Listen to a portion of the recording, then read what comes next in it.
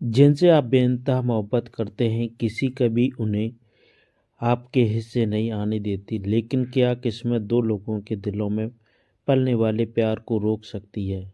इस सवाल का जवाब नहीं है।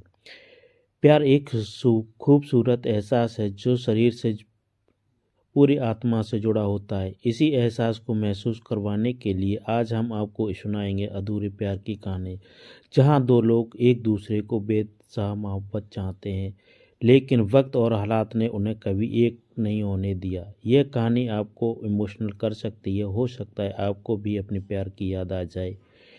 तो इसे आराम से पढ़िए और चलिए शुरू करते हैं। उत्तर प्रदेश के इलाहाबाद में एक ब्राज का जन्म एक अमीर जमींदार परिवार में हुआ। उनके पास करोड़ों की संपत्ति थी और घर में हर किसी का लाडला था।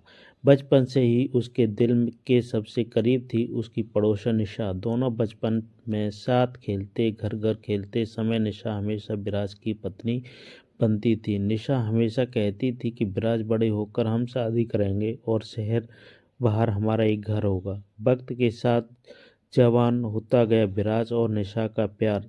समय बीता, दोनों अब बड़े होने लगे। विराज को उसके घर वालों ने पढ़ाई के लिए अमेरिका भेज दिया। उस समय फ़ोन नहीं होते थे, ऐसे में निशा विराज को चिट्ठियां लिखा करती थी। विराज ने भी उसके खेतों का जवाब दिया पाकर निशा बहुत जब खुश हुई और एक वक्त 2 दिन 3 5 बार पढ़ती थी। निशा बचपन से ही विराज को अपना सब कुछ मान चुकी थी। सालों बाद जब विराज अपनी पढ़ाई पूरी करके अपने घर लौटा तो निशा की खुशी का ठिकाना नहीं था। वह अब जवान हो चुकी थी, उसके साथ ही विराज के लिए उसका प्रेम भी जवान हो चुका था। सालों बाद जब विराज ने निशा को देखा तो उसकी खूबसूरती उसके मन में बस गई। सालों विदेशों में रहकर उसने भी निशा दिन रात याद किया था। दोनों अब एक दूसरों के प्रेम में डूब चुके थे। झूठी शान ने थोड़ा निशा का दिल।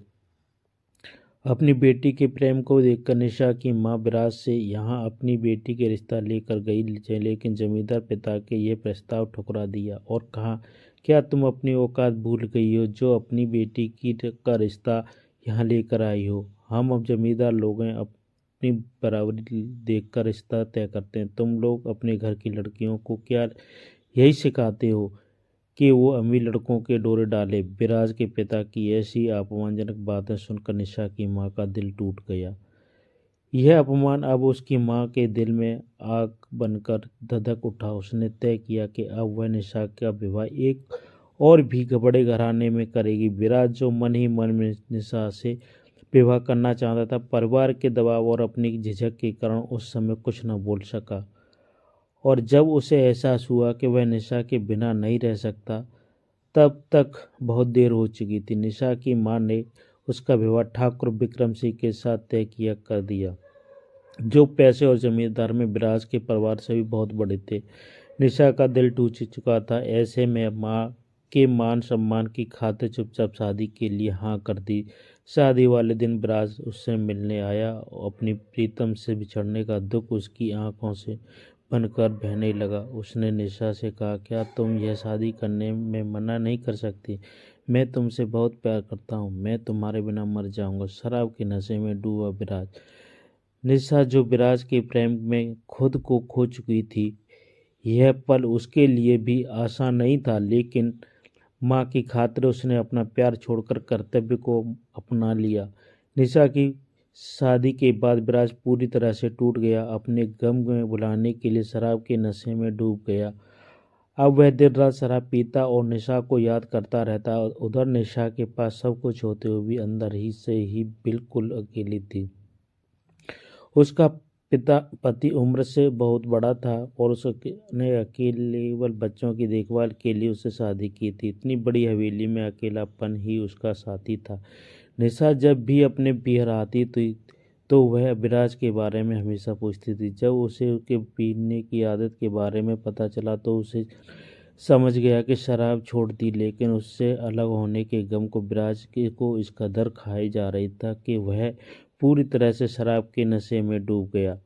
अधूरा रह गया निशा का प्यार और विराज का प्यार। एक दिन जब विराज को लगा कि अब वह और पी जाएगा तो वह निशा से मिलने उसकी हवेली जा पहुंचा, लेकिन परिस्थितियों ने फिर से दोनों को अलग कर दिया। निशा अपने घर की दहलीज पार न कर सकी क्योंकि उसी में उसके पति और परिवार का सम्मान था। आखिर विराज ने निशा की दहलीज पर ही आकर अपने प्राण त्याग दिए।